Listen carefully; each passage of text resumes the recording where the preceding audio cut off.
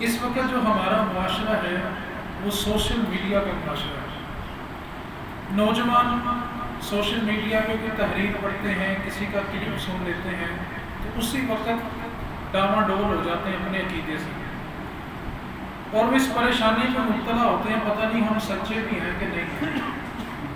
سب سے بڑی مصیبت اس وقت امت پہ یہ ہے، ایک بات کو ذہن نشین رکھیں،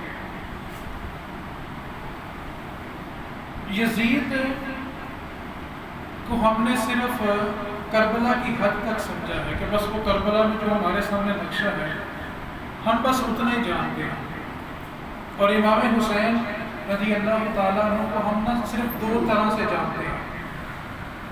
وہ سنی جتنا مرضی پکا سنی ہو، اس کو بس اتنا پتا ہے کہ بچپن میں وہ نانا کے کندھوں پہ کھیلتے تھے اور 60 ہجری 61 ہجری میں جا کے شہید ہو گئے۔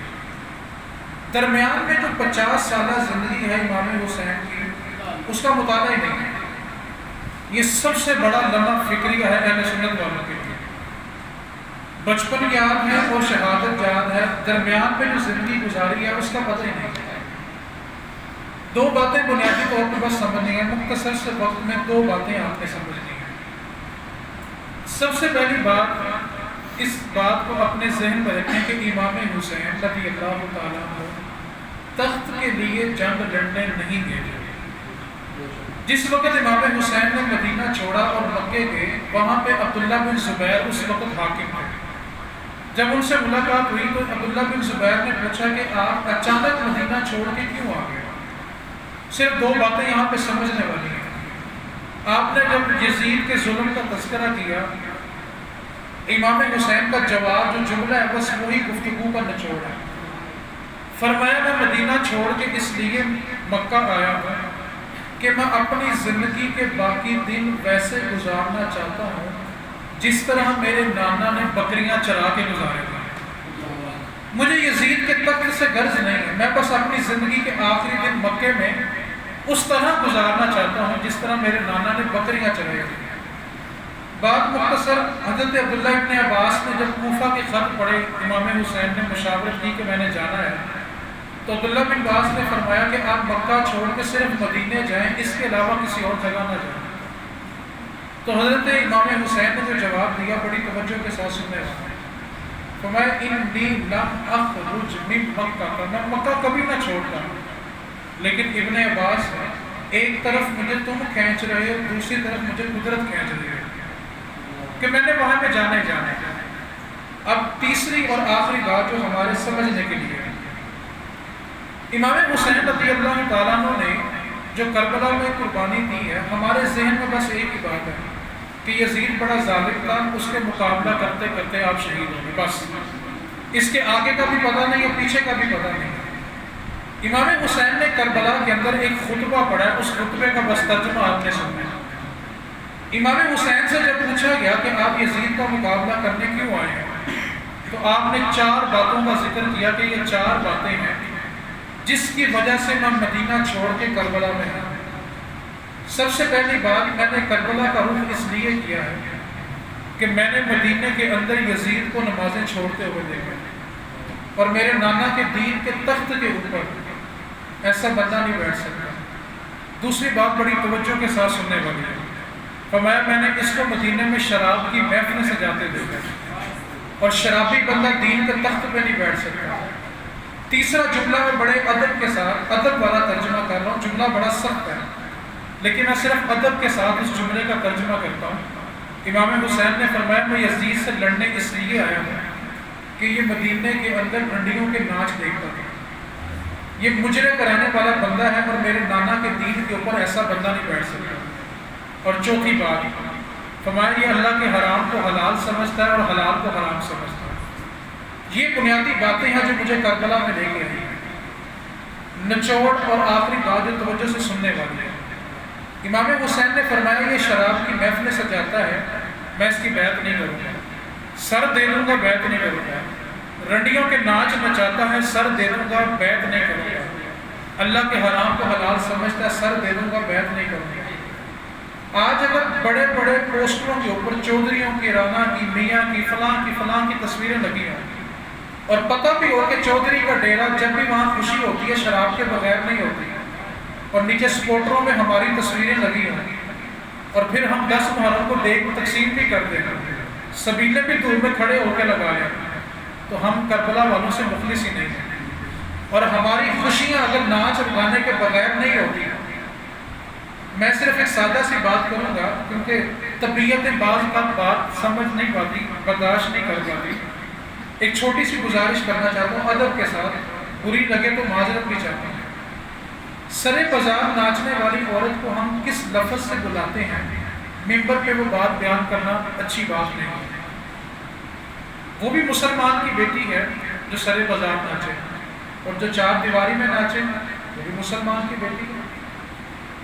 امام حسین نے فرمایا کہ میں ایسے شخص کو دین کے تخت پہ نہیں بیٹھنے دوں گا جو ناچ دیکھنے والا ہو، اور اگر نوجوان کے موبائل گند سے بھرے ہوں اور صبح اٹھ کے سبیلوں پہ شربت باندھتا پھرے تو امام حسین کو سبیلوں کی ضرورت ہی نہیں ہے۔ ہر شخص چھوٹے سے چھوٹے بچے کو پوچھے کہ امام حسین نے قربانی کیوں دی تھی تو وہ ایک ہی جملہ بولے گا، دین بچانے کے لیے۔ سوال یہ پیدا ہوتا ہے کہ آج دین بچ گیا، کہ آج دین بچا ہوا ہے؟ امام حسین نے تو سر دے دیا دین بچانے کے لیے، ہم نے دین کتنا بچایا؟ اور چوتھی بات فرمائی تھی، اللہ کے حرام کو حلال سمجھتا ہے۔ آج شادی کا موقع ہو تو دماد کو سونے کی انگوٹھی بنا کے کہتے کہ مولوی صاحب کوئی گالی کبھی کر لینا چاہیے۔ امام حسین نے تو سر دے دیا تھا کہ یہ اللہ کے حرام کو حلال سمجھتا ہے، میں اس کی آپ کو بیعت نہیں کروں گا۔ اس واسطے کربلا جنگ کا نام نہیں ہے، ایک مقصد کا نام ہے، اور وہ مقصد کیا تھا کہ ایسے شخص کو کبھی بھی سربراہی نہ دی جائے جو ان چار باتوں کا ارتکاب کرنے والا ہے۔ ہم صرف فضائل سننے کے قائل ہیں، اور لمحہ فکریہ بتا کیا بڑی مادت کے ساتھ سنی فضائل سن کے نہ سن ہو گئے ہوتے ہیں۔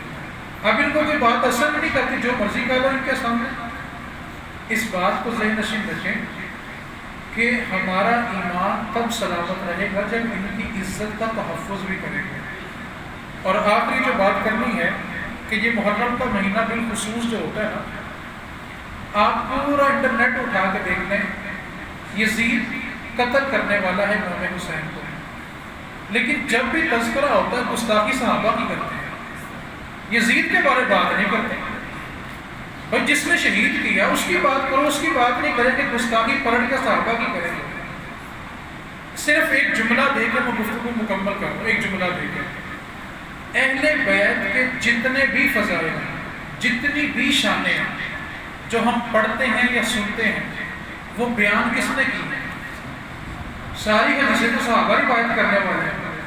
ہمیں تو بتایا صحابہ نے کہ اہل بیت کی شان یہ ہے، اور ہم انہی کے بارے شرح میں پڑھ جاتے ہیں کہ ایسے ہوا ہوگا، ایسے ہوا ہوگا۔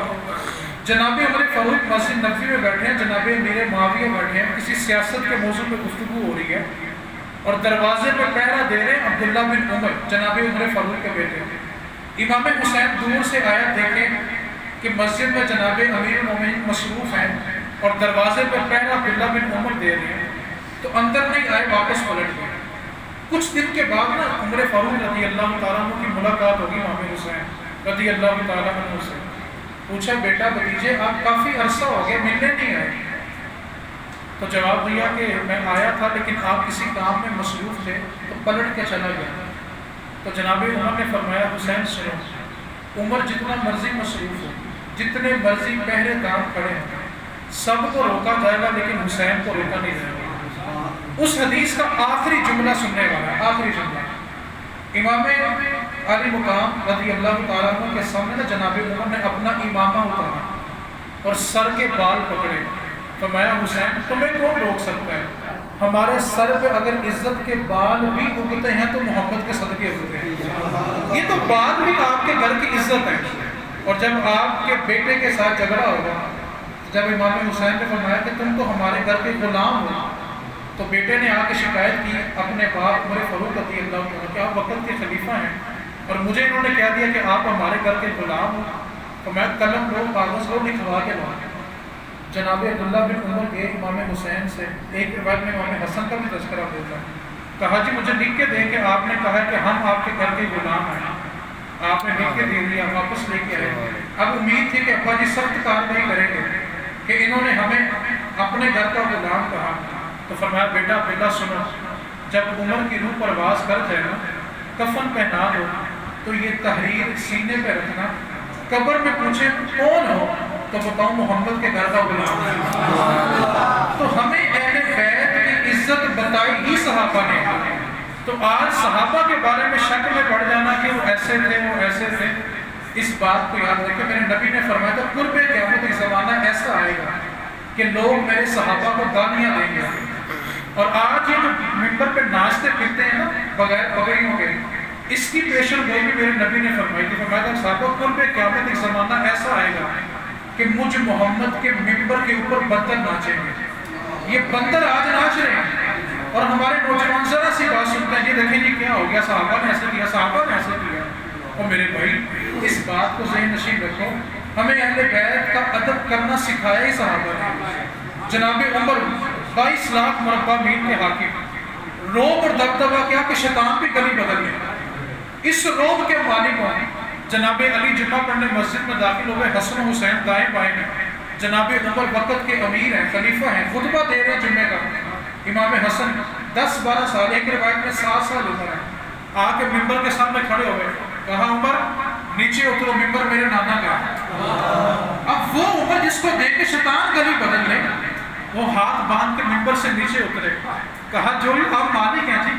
تو جناب حسین نے جو جملہ کہا بڑی توجہ کے ساتھ سننے والا، بچپن تھا نا، کہا عمر یہ میرے نانا کا ہے، تم اپنے نانا کے ممبر پہ بیٹھو۔ تو عرض کی حسین میرا نانا تو اس قابل ہی نہیں ہے، میں تو اونٹ چرانے والے کا بچہ ہوں، آج عزت بھی میری تیرے نانے کے صدقے ملی ہے۔ تو فرمایا چلو ٹھیک ہے، اگر تجھے پاس تیرے نانے کا ممبر نہیں ہے تو اگلا جمعہ میرے نانے کے ممبر پہ پڑھا لینا۔ تو یہ صحابہ ہمیں بتا رہے ہیں کہ اہل بیت کی عزت ہم نے کیسے کرنی ہے، صحابہ کے واقعات ہیں کہ اہل بیت کی عزت کیسے کرنی ہے۔ اس لیے سوشل میڈیا کا دور ہے، لوگ ذرا سی خبریں پڑھ کے پریشان ہو جاتے ہیں، اس بات کو یاد رکھیں۔ میں بس آخری جملہ کہہ کے دعا کے لیے مائک سپورٹ کرتا ہوں۔ ہمارے ملک میں فساد بلا کیا ہوتا ہے، ایک بندہ شراب پی کے بیٹھتا ہے، وہ سوشل میڈیا کے اوپر ایک لائن لکھتا ہے، جی خلافت کے حقدار عمر تھے یا علی تھے، بس اس نے ایک پوسٹ لگائی، شراب پی اور سو گیا۔ اب نیچے پہلے ایک بندہ لکھتا ہے تم ناصری ہو، تم یہ غلط کہہ رہے ہو، دوسرا کہتا ہے تم رافضی ہو، تم غلط کہہ رہے ہو۔ اب بحث چھڑتی کفر تک پہنچ جاتی ہے، اور جس نے بات لکھی ہوتی ہے وہ شراب پی کے سو رہا ہوتا ہے۔ ہمارے ملک میں فساد کرنے کا پورا پری پلان سسٹم ہے، لیکن ہمارے نوجوان کو سمجھ نہیں آ رہا کہ ہم نے کرنا کیا ہے۔ آپ تھوڑی سی توجہ کریں گے تو بات سمجھ آئے گی۔ سارا سال آپ کو ربیع الاول کے خلاف تقریریں نہیں ملتی، صرف ربیع الاول میں کیوں ملتی ہیں؟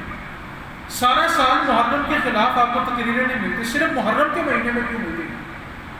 یہ پوری یہودی لابی ہے جو پیسہ لگاتی ہے اور مسلمانوں میں فساد چاہتی ہے۔ اس واسطے ان باتوں سے باخبر رہیں اور اپنے عقیدے پہ ثابت قدم رہیں۔ آج لوگ بات کرتے ہیں جی فلاں بندہ یہ ہے، فلاں بندہ یہ ہے۔ ایک بات کو یاد رکھیں، ہم لوگ گناہ گار ہو سکتے ہیں، یقیناً ہم گناہ گار بھی ہیں، کوئی چھوٹا ہے کوئی میرے جیسا بڑا گناہ گار بھی ہوگا، لیکن ایک بات کو یاد رکھیں، گناہ گار ہونا اور ہے لیکن نبی کے دین کا بے وفا ہونا اور ہے۔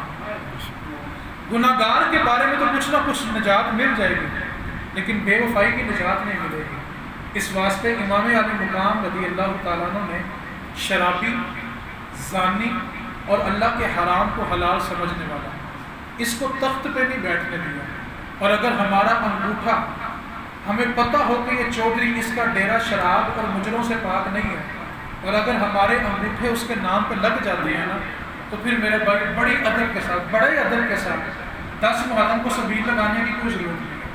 اب لوگ یہ کہیں دیکھیں جس نے کہا سبیل لگانا ہی منع ہے، میں نے یہ نہیں کہا، میں نے صرف یہ کہا کہ حسین نے جو قربانی دی ہے نا وہ سبیلوں کے لیے نہیں دی، نبی کے دین کے لیے دی ہے۔ اگر دین ہے تو پھر سب کچھ کریں، اگر دین کی حفاظت نہیں ہے تو پھر سبیلوں کی ضرورت بھی نہیں ہے۔ آج کے دن تو وہ عورتیں بھی غم منا رہی ہیں، سارا سال دفتروں میں بغیر دوپٹے کے گھومتی ہیں، اور اس دن زینب کے دوپٹے پر رو رہی ہوتی ہیں۔ ظلم کی انتہا نہیں ہوگی، اپنی خوشیاں دوپٹوں کے بغیر ہیں، اور 10 محرم کو زینب کے دوپٹے کے بارے میں تذکرے کر رہے ہیں۔ اس لیے ہمیں سمجھنا چاہیے کہ ہم کس طرح چل پڑے ہیں۔ ہمیں حسین میں آنسو بہانے چاہیے، لیکن کب؟ جب جس مقصد کے لیے انہوں نے قربانی دی اس مقصد کو سمجھیں. یہ صرف ایک جنگ نہیں تھی کہ جنگ احد ہوئی، بدر ہوئی، حنین ہوئی، تبوک ہوئی اور کربلا میں ایک جنگ ہو گئی تو مسئلہ ختم ہو گیا. نہیں. امام حسین نے دین بچایا. ہم نے وہ دین بچایا کہ نہیں بچایا؟ سوال صرف اتنا ہے. ہمارا المیہ یہ کہ ہم میں سے ہر شخص حکمران عمر بن خطاب چاہتا ہے کہ میرا جو حکمران ہے وہ عمر بن خطاب کا ہونا چاہیے. میرے نبی نے واضح طور پہ فرمایا جیسی عوام ہوتی ہے ویسے اس کے، یہ نہیں فرمایا کہ جیسے حکمران ہے ویسے اس کی عوام ہوتی ہے، فرمایا جیسی عوام ہے ویسے اس کے حکمران ہے. اب جس قوم کو عمر بن خطاب ملے تھے نا، اس قوم کی حالت کیا تھی؟ جب حجاج بن یوسف کے ظلم بہت بڑھ گئے نا تو ایک صحابی آئے آگے کہنے لگے حجاج بن یوسف تو عمر جیسا حکمران کیوں نہیں بن سکتا؟ تو نے عمر کا دور بھی دیکھا تو عمر جیسا حکمران بن. تو حجاج بن یوسف کہنے لگا سنو، تم ابو ذر غفاری جیسی رعایا بن جاؤ، میں عمر جیسا حکمران بن جاؤں. تم پہلے ابو ذر تو بنو نا، تقوی کے پابند تو بنو نا. اب ہمیں حکمران عمر چاہیے. اب جس قوم کو عمر ملے تھے نا، جب ماں نے دودھ میں پانی ملایا تو بیٹی نے کہا ماں عمر نے منع کیا ملاوٹ نہیں کرنی تو دودھ میں پانی کیوں ملاتی ہے؟ تو ماں کہنے لگی بیٹا اس وقت کون سا عمر دیکھ رہا ہے؟ تو بیٹی نے کہا ماں رات کی طریقے میں عمر نہیں، عمر کا رب تو دیکھ رہے ہیں. جب قوم یہ تھی نا اس کو عمر مل گئے. آج بجلی چوری ہم کریں اور ہمیں حکمران عمر چاہیے، زمینوں پہ قبضے ہم کریں اور ہمیں حکمران، دودھ میں ملاوٹ ہم کریں اور ہمیں حکمران. بولے تو صحیح، بولنے سے کچھ نہیں ہوگا، تھوڑا بولنے کچھ نہیں ہوگا. ہمیں اپنا آپ بدلنا پڑے گا اگر ہمیں حکمران عمر بن خطاب جیسے چاہیے. تو بس خلاصہ کربلا اتنا ہے کہ زانی ہو، شرابی ہو، جس کے ڈیرے، جس کی خوشیاں، جس کی شادیاں شراب اور ناچ گانے سے پاک نہ ہو، اس کے ساتھ تعلقات رکھنے سے امام حسین نے منع کیا. اور زینب کی چادر کی تقدس کی بات تب کی جائے جب اپنی چادر سلامت ہو.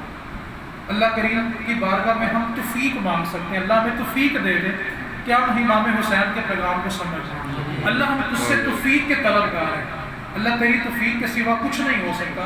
اللہ ہمارے دلوں میں توفیق ڈال دے کہ ہم سمجھ جائیں کہ امام حسین نے سر دیے کیا. اللہ کریم ہم سب کو عمل کی توفیق عطا فرمائے. وما علینا الا البلاغ.